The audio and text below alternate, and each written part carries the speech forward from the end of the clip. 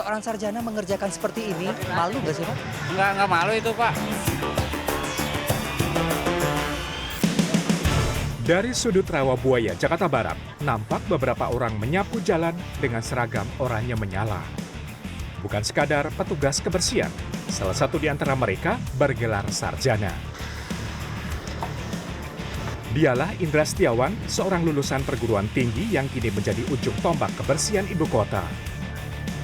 Indra yang mengenyam pendidikan sarjana ilmu komputer sempat mengalami pasang surut dalam pekerjaan. Ya saya ngelamar petugas PPSU itu pada waktu itu saya kan diberhentikan oleh perusahaan swasta gitu kan. Terus saya coba-coba udah ke perusahaan yang lain, rupanya belum ada rezeki. Lalu saya melamar coba-coba di PPSU. Ya alhamdulillah mungkin ini adalah rezeki dari keluarga, anak istri gitu. Sempet sih Pak, tapi ya namanya kita udah berkeluarga ya, kita ya itu hilangkan image sarjana, hilangkan pokoknya. Saya nggak berpikir ya sarjana SMA SD, pokoknya saya ke belakangin gitu Pak. Indra harus membuang rasa gengsi, meski sebelumnya sempat bekerja di berbagai perusahaan swasta sebagai staf pemasaran ataupun teknisi. Pak Indra, ini lagi bersih-bersih di sini. Pak Indra, saya mau ini pertanyaannya mungkin kalau di pikiran orang-orang bahwa seorang sarjana mengerjakan seperti ini, ini maaf banget saya tanya, malu nggak sih Pak? Nggak malu itu Pak, soalnya ini buat kehidupan rumah tangga saya dan keluarga saya gitu sih Pak. Oke. Ya saya sih nggak peduli apa kata warga atau kata saudara atau kata kerabat ya, yang penting saya, kalau misalkan saya susah belum tentu keluarga menolong kita sih Pak. Betul, berarti apa yang Bapak jalankan lewat pendidikan itu justru malah memberikan sebentuk ilmu untuk bagaimana bertahan seperti itu ya? Iya, ya untuk bertahan hidup sih Pak.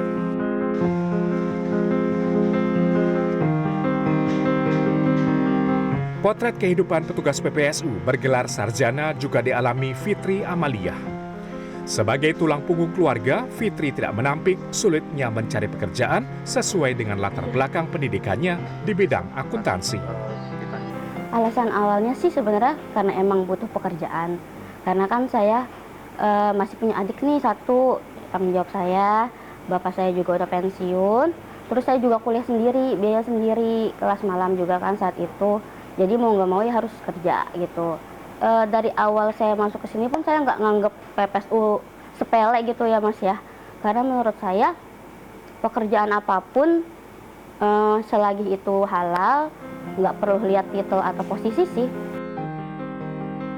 Di Kelurahan Rawabuaya saja terdapat 7 orang sarjana yang kini menjadi petugas PPSU. Mereka tidak kalah cerdas, hanya kalah kesempatan. Ketika dia sudah tergabung, karena ada beberapa juga petugas kita yang saat ini kondisinya existingnya itu ada yang berpendidikan sarjana. Dan kerjanya juga mereka itu tidak memposisikan diri bahwa saya sarjana, kemudian saya alergi dengan bersih-bersih. Justru mereka bisa menyesuaikan dengan rekan-rekan yang memang pendidikannya di bawah mereka. Badan Pusat Statistik pada Februari 2025 mencatat terdapat lebih dari 1 juta orang sarjana yang belum bekerja. Hal ini menyumbang sekitar 13% dari total pengangguran nasional. Angka yang nyaris sama juga dipaparkan Menteri Ketenagakerjaan Yassi Yerli dalam kajian tengah tahun Indef 2025. Sedangkan jumlah pengangguran di Indonesia menyentuh angka 7,28 juta orang.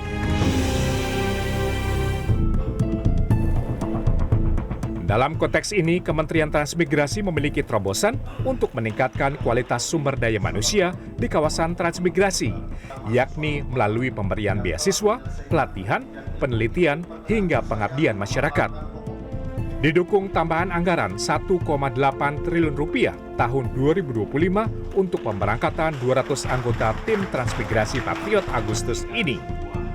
Rencana pengiriman 1.500 peserta S2 dan S3 ke Batam, Mamuju, dan Merauke pada tahun depan demi menarik investasi sekaligus membangun kawasan secara berkelanjutan. Kemarin awalnya 2.000, tetapi kita rasionalisasi menjadi 1.500 karena yang tadinya ada S1 sekarang fokus ke S2 dan S3. Ya, mereka tidak di kawasan yang terpencil sebetulnya, ya kan, di kawasan transmigrasi yang akan kami sekolahkan itu ada di Batam, ya, Batam Rempang Galang, kemudian di Mamuju, ibu kota Sulawesi Barat, dan di Merauke, ibu kota Papua Selatan.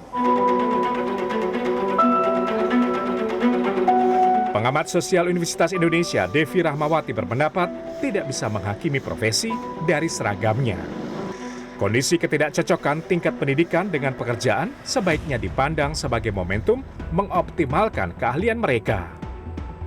Ia mencontohkan negara-negara seperti Finlandia dan Inggris telah lebih maju memberlakukan sertifikasi khusus pada pekerjaan layanan publik. Tantang dia dari persoalan yang kemudian dia lihat sebagai sarjana ekonomi, ketika dia melihat sampah di depannya, secara ekonomi bagaimana meningkatkan skala ekonomi dari sampah ini yang kemudian itu bisa menjadi masukan bukan hanya bagi kecamatan tapi juga warga yang terlibat aktif menghasilkan sampah tadi. Nah, mekanisme seperti ini yang akan membuat tidak ada orang yang tanda kutip mubazir. Sekolahnya apa, kerjanya apa dan sebagainya, dan tidak ada profesi yang dianggap lebih tinggi dari profesi lain. Akhirnya di balik sapu dan seragam, ada ijazah yang pernah dibanggakan. Namun hidup kini tidak melulu soal gelar, melainkan keberanian untuk bertahan. Roni Satria, Angga Cita Kusuma, Jakarta.